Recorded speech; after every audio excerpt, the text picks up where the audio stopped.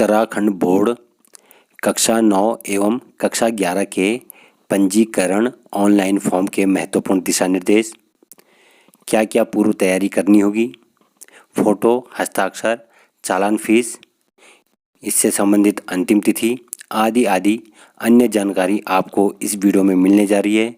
तो नमस्कार साथियों, मैं हूं किशोर बिडालिया। स्वागत है आप सभी का आपके अपने YouTube channel Bidaliya A to Z online forms में। जो साथी पहली बार चैनल को देख रहे हों या जिन्होंने अब तक चैनल को सब्सक्राइब नहीं किया, कृपया चैनल को सब्सक्राइब जरूर करें। धन्यवाद। वर्ष 2022-23 के कक्षा 9 एवं कक्षा के 9 प्रवेशी एवं कक्षा 10/12 में पंजीकरण से वंचित छात्रों के पंजीकरण विषय। कहने का तात्पर्य यह है कि जो कक्षा 9th में इस साल जिन बच्चों ने एडमिशन लिया है तो उनका जो रजिस्ट्रेशन होता है बोर्ड के लिए वो इस वर्ष ऑनलाइन ही होगा। जैसे कि आपने हाल में ही ऑनलाइन बोर्ड के फॉर्म भरे हैं तो 9th के पंजीकरण भी ऑनलाइन होंगे, या जो छात्र लास्ट ईयर के छूट चुके थे पंजीकरण से उनके पंजीकरण भी इसी वर्ष ऑनलाइन होंगे। तो ये लेटर प्रेषक सचिव उत्तराखंड विद्यालय शिक्षा परिषद नैनीताल द्वारा प्रेषित किया गया है। किसके लिए? सेवा में मुख्य शिक्षा अधिकारी समस्त जनपद उत्तराखंड, सभी के लिए। यहाँ पे कहा जा रहा है कि महोदय, गत वर्षों में उत्तराखंड विद्यालय शिक्षा परिषद में केवल कक्षा 9 में पंजीकरण की व्यवस्था प्रचलित थी। परिषद के विनियम अध्याय 12 परीक्षाओं संबंधी सामान्य विनियम के बिंदु 3 ख में वर्णित है कि परिषद की हाई स्कूल तथा इंटरमीडिएट परीक्षाओं में सम्मिलित होने वाले परीक्षार्थियों को मान्यता प्राप्त संस्थाओं में कक्षा 9 तथा कक्षा 11 में प्रवेश लेते समय विहित प्रपत्र पर अपना पंजीकरण कराना अनिवार्य होगा। विनियम की व्यवस्था एवं इस वर्ष के पंजीकरण डाटा में उपलब्ध सूचनाओं का प्रयोग वर्ष 2024 की परिषदीय परीक्षा हेतु किया जाना प्रस्तावित है। देखिए, जो इस समय 9th में है तो 2023 में वो 9th करेंगे और 2024 में वो बोर्ड एग्जाम देंगे, तो इसलिए यहाँ पे 2024 है, इसलिए कंफ्यूज मत होना। 2024 की परिषदीय परीक्षा हेतु किया जाना प्रस्तावित है। अतः इस वर्ष विद्यालयों में कक्षा 9 एवं कक्षा 11 में पंजीकृत सभी छात्र छात्राओं का पंजीकरण अनिवार्य रूप से किया जाएगा। कैसे किया जाएगा? ऑनलाइन किया जाएगा। ठीक है, यहाँ पे ऑनलाइन छुटा हुआ है तो उनका ऑनलाइन पंजीकरण किया जाएगा। कक्षा 9 में अध्ययनरत उन छात्र छात्राओं का पंजीकरण भी ऑनलाइन किया जाएगा जिनका पंजीकरण पूर्व में उत्तराखंड विद्यालय शिक्षा परिषद में हो चुका हो। देखिए, मोस्ट इंपॉर्टेंट चीज़ है, ध्यान दीजिए। करे कक्षा 9 में अध्ययनरत उन छात्र छात्राओं का पंजीकरण भी ऑनलाइन किया जाएगा जिनका पंजीकरण पूर्व में उत्तराखंड विद्यालय शिक्षा परिषद में हो चुका है, जिनका पहले भी हो चुका है। जैसे कोई छात्र हो सकता है फेलियर हो, ठीक है, 9th में फेल हो चुका हो। कक्षा 10 एवं 12 में भी उन छात्र छात्राओं का पंजीकरण अनिवार्यतः किया जाएगा जिनका पूर्व में उत्तराखंड विद्यालय शिक्षा परिषद में पंजीकरण नहीं हुआ है। फिर आगे करें कि परिषद की अधिकृत वेबसाइट पर ऑनलाइन, अब अधिकृत वेबसाइट कौन सी है? वही जिस पर अभी आपने ऑनलाइन फॉर्म भरेंगे हाई स्कूल एवं 12वीं के 12th के, उस वेबसाइट पर ऑनलाइन पंजीकरण आवेदन पत्र विद्यालय द्वारा पूर्व में उन्हें उपलब्ध कराई गई आईडी से ही भरे जाएंगे। अब आईडी कौन सी होगी? जो इनको आईडी पूर्व में उपलब्ध करा दी गई है, अर्थात आईडी ये वही होगी जिससे अभी हमने 10th के बोर्ड या 12th के बोर्ड एग्जाम के फॉर्म भरे थे, तो पूर्व वाली आईडी वही होगी। ठीक है, या हो सकता है इससे पहले की भी हो, तो इस पे भी क्लियर हो जाएगा अभी थोड़ी देर बाद। फिर कह रहे ऑनलाइन पंजीकरण हेतु पोर्टल खुलने की सूचना यथा समय विद्यालयों को उपलब्ध करा दी जाएगी। पंजीकरण शुल्क की दर प्रति छात्र छात्रा 10 रुपये होगी, जो अनिवार्यतः 6 अक्टूबर 2022 तक राजकोष में जमा की जाएगी, यानी कि इसका चालान लगेगा ट्रेजरी द्वारा। अब चालान कैसे लगेगा? चालान वाला वीडियो आपने मेरा देखा ही होगा जो हाई स्कूल का बोर्ड का, तो उसी प्रकार से चालान लगना है। अगर आपने पहले ही लगा दिया है तो उसकी रिसिप्ट हो जाएगी, और नहीं लगाया तो फिर आप इनका चालान लगाएंगे तो राजकोष में जमा की जाएगी। यहाँ पे कह रहे कि निर्धारित अंतिम तिथि के पश्चात कोई शुल्क जमा करने की अनुमति नहीं होगी। देखिए, जो अंतिम तिथि है 6 अक्टूबर है, 6 अक्टूबर के बाद कोई भी शुल्क जमा नहीं होगा, उसे जमा करने की अनुमति नहीं होगी।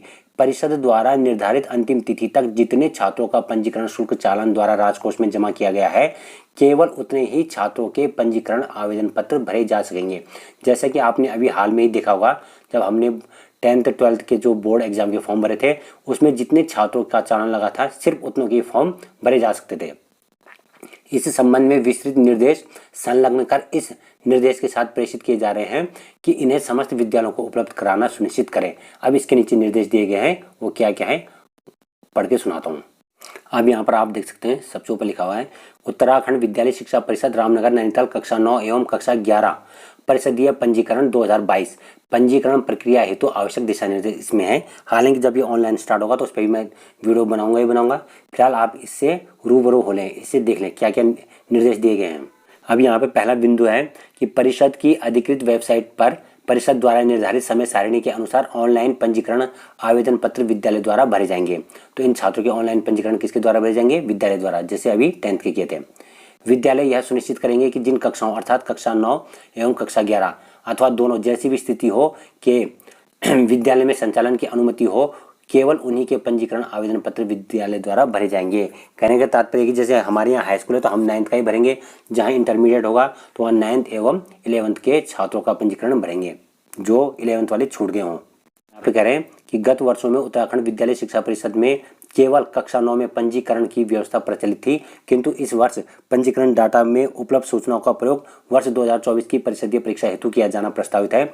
अतः सुनिश्चित करें कि विद्यालय में स्वीकृत कक्षाओं के अनुसार निम्न कक्षाओं छात्र छात्राओं के पंजीकरण की कार्यवाही इस वर्ष अनिवार्यतः की जाएगी। ये लिखा है कि इस सत्र में विद्यालय की कक्षा 9-11 में प्रवेश लेने वाले समस्त छात्र छात्राएं जिनका पंजीकरण किया जाएगा। इस सत्र में विद्यालय कक्षा 9-11 में पुनः प्रवेश लेने वाले समस्त छात्र छात्राएं, भले ही उनका पूर्व में पंजीकरण हो रखा हो। अब देखो, पुनः प्रवेश लिया, कोई फेल हो गया होगा, उसने दोबारा री एडमिशन हुआ और लास्ट ईयर भी उसका पंजीकरण हुआ हो, लेकिन उनका भी पंजीकरण होगा। इस बात का आपने विशेष ध्यान देना है।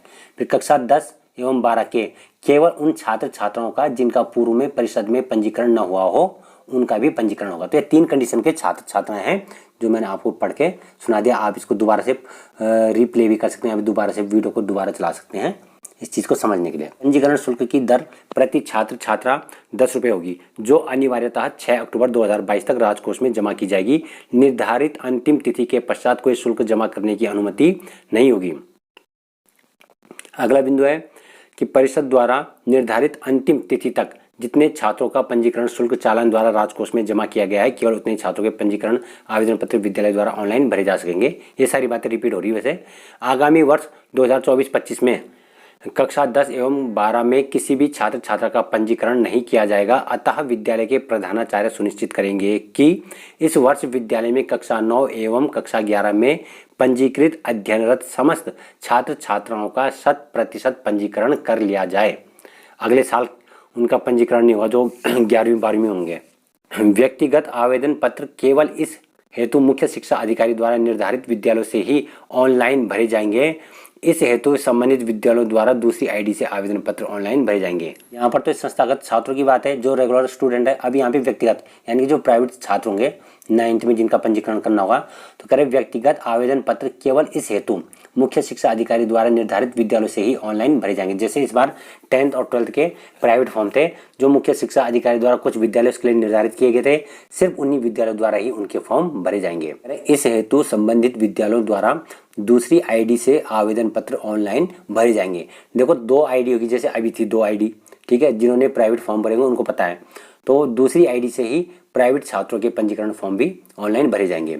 उक्त निर्देशों के आलोक जिन छात्रों का पंजीकरण होना है उसके लिए अग्रिम रूप से तैयारी करते हुए प्रत्येक विद्यालय में उपलब्ध मूल अभिलेखों से प्रत्येक छात्र छात्रा के संबंध में सुस्पष्ट सूचना एक पंजिका बनाकर उसमें करेंगे। जिसमें देखो एक पंजिका बनानी यानी एक रजिस्टर होगा, उसमें कौन कौन सी सूचना हमें पहले से नोट करके रखनी होगी, जिसको कि हम ऑनलाइन फॉर्म भरते समय जिसकी आवश्यकता पड़ेगी। तो वो यहाँ पे स्टेप बाय स्टेप यहाँ पे बताए गए हैं, आप उनको ध्यान दीजिए। उस पंजिका में हम क्या क्या करेंगे।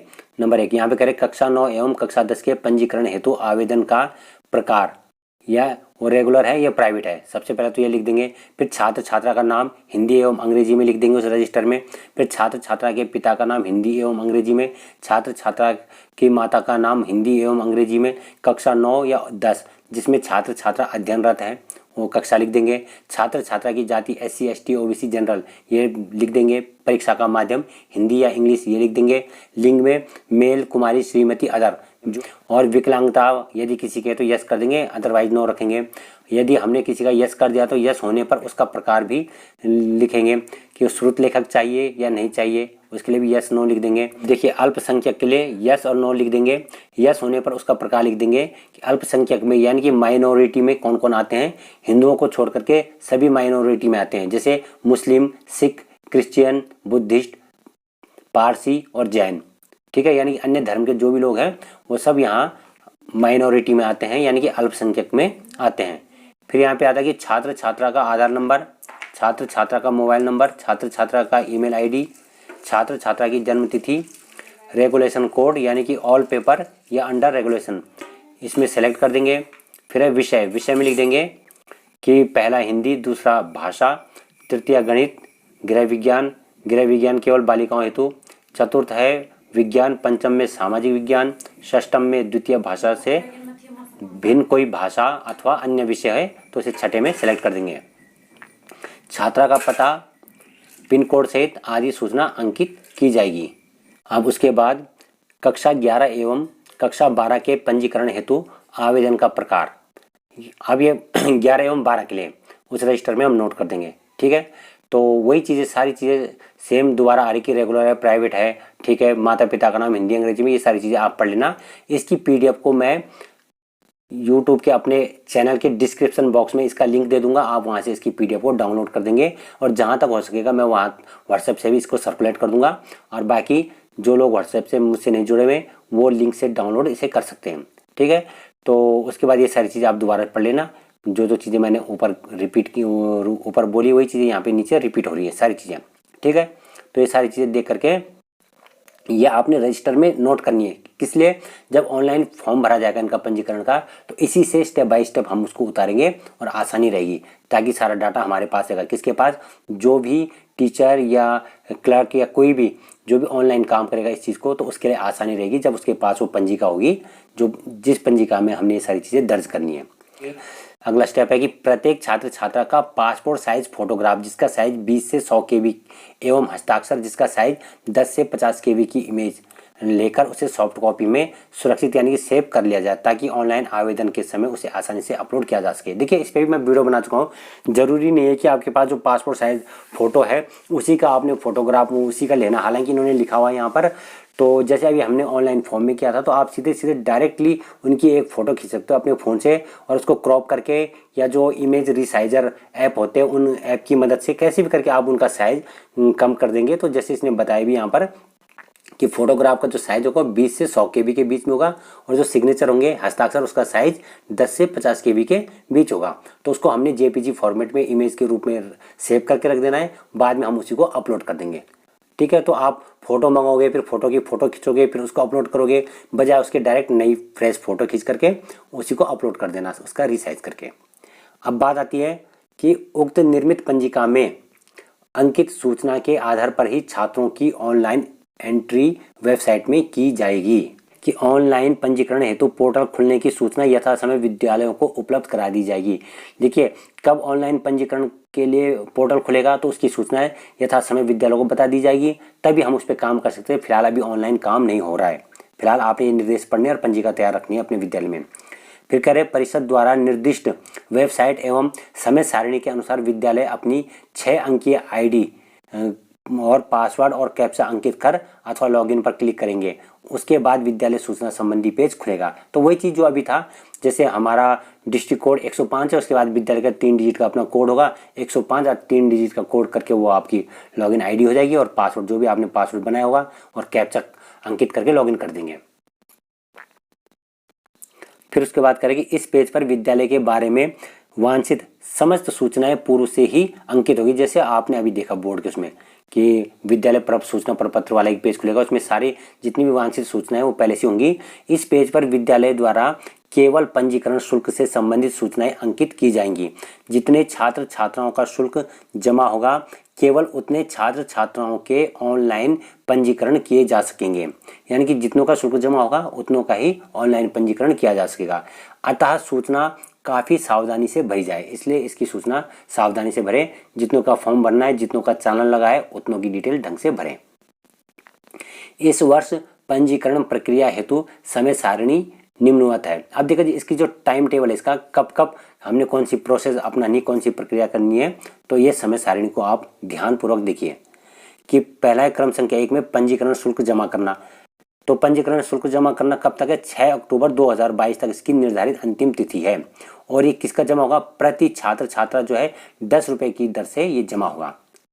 फिर दूसरा पॉइंट है कि पंजीकरण हेतु समस्त छात्रों की सूचना पंजिकाबद्ध करना, यानी कि पंजीकरण हेतु जितने भी समस्त छात्र छात्रा हैं उनकी जो डिटेल है जो अभी ऊपर बता दी गई है उसको पंजिकाबद्ध करना है। एक पंजिका बनानी यानी कि रजिस्टर बनाना है और उसमें नेम, मदर फादर का नेम, हिंदी इंग्लिश में सब कुछ जो बातें मैंने ऊपर बताई उसको नोट कर देना है। फिर ये काम कब तक करना है? ये काम हमने तैयार कर देना 15 अक्टूबर 2022 तक ये काम हो जाना चाहिए। यानी कि इससे स्पष्ट है कि 15 अक्टूबर से पहले ऑनलाइन मोड ओपन नहीं होगा, तो इसलिए 15 अक्टूबर तक ये काम हमने इसको रेडी रखना है। तीसरा पॉइंट है कि विद्यालय द्वारा ऑनलाइन पंजीकरण आवेदन पत्र भरना। अब इसके बाद ऑनलाइन आवेदन पत्र भरे जाएंगे। कब भरे जाएंगे? तो कह रहे अक्टूबर 2022 तृतीय सप्ताह से, यानी कि 15 अक्टूबर तक तो हम रजिस्टर तैयार रखेंगे पूरी डिटेल का, और तृतीय सप्ताह 15 तारीख के बाद मान के चलिए आप, तृतीय सप्ताह तो ये हो गया ना 15 तारीख से लेकर 21 तारीख तक, तो 15 से और 20 तारीख के बीच मान के चलिए आवेदन भरने का ये समय होगा। और इसमें बता रहे कि ऑनलाइन पंजीकरण आवेदन हेतु अंतिम तिथि का निर्धारण परिषद द्वारा बाद में किया जाएगा।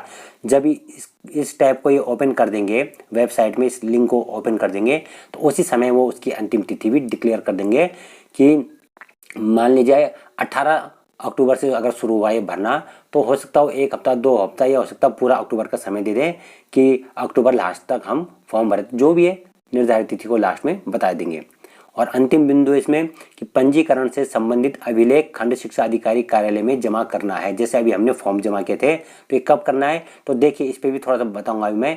पहले तो ये कह रहे कि आवेदन की अंतिम तिथि के 1 सप्ताह के अंदर, अगर मान लिया जाए आवेदन की अंतिम तिथि है 31 अक्टूबर, तो इसके अनुसार तो 7 नवंबर तक हमने खंड शिक्षा कार्यालय में जमा करने। पर समझ में बात नहीं आती, जब इतना टाइम ये देते हैं तो उसके बावजूद भी पता नहीं इस बार भी क्या हबड़ तबड़ हुई कि खंड कार्यालय वालों ने भी तुरंत एक दिन बाद ही मांग दिया अंतिम तिथि के ऑनलाइन के, ठीक है। और फिर कह रहे कि सीओ कार्यालय वाले भी जल्दी मांग रहे। तो खैर जो भी है, जबकि इसमें अंतिम तिथि 1 सप्ताह तक का टाइम दिया हुआ है, तो 1 सप्ताह के अंदर ही उनको लेना चाहिए। पर चलो उनकी भी अपनी मजबूरी होगी, वर्कलोड बढ़ता होगा उन पर, जो भी है। तो आपने ये मान के चलना कि जो ऑनलाइन की अंतिम तिथि है आपने उसी दिन सारा ये बंडल तैयार करके रख देना उसका। जैसे कहने का तात्पर्य है कि हबड़ तबड़ में कई लोगों ने अपने कार्य पूरी तरह से नहीं किए थे, जिस कारण बीओ ऑफिस से फोन आया कि अपने बंडल को तुरंत जमा करें। तो साथियों ये डाक थी, ये मैंने आप तक शेयर कर दी है। और ये डाक जो है 3 सितंबर की डाक है। आप यहाँ पर देख सकते हैं, हालांकि यहाँ नीचे एक गलती से डेट यहाँ पे 2023 हो गई है, तो खैर कोई नहीं। यहाँ पे देख सकते हैं, यहाँ पे तो 2022 है, यहाँ पे 2022 है। और जो ये मेन है यहाँ पर भी 3 सितंबर 2022 का ये लेटर है। तो इस लेटर को मैं चाहे व्हाट्सएप के माध्यम से चाहे लिंक के माध्यम से आप तक शेयर कर दूंगा। आप इस लेटर को आराम से भली भांति पढ़ करके उसके हिसाब से अपनी तैयारी करिएगा। धन्यवाद। और जो साथी पहली बार वीडियो को देख रहे हैं या जिन्होंने अभी तक मेरे चैनल को सब्सक्राइब नहीं किया, कृपया चैनल को सब्सक्राइब जरूर कर दें।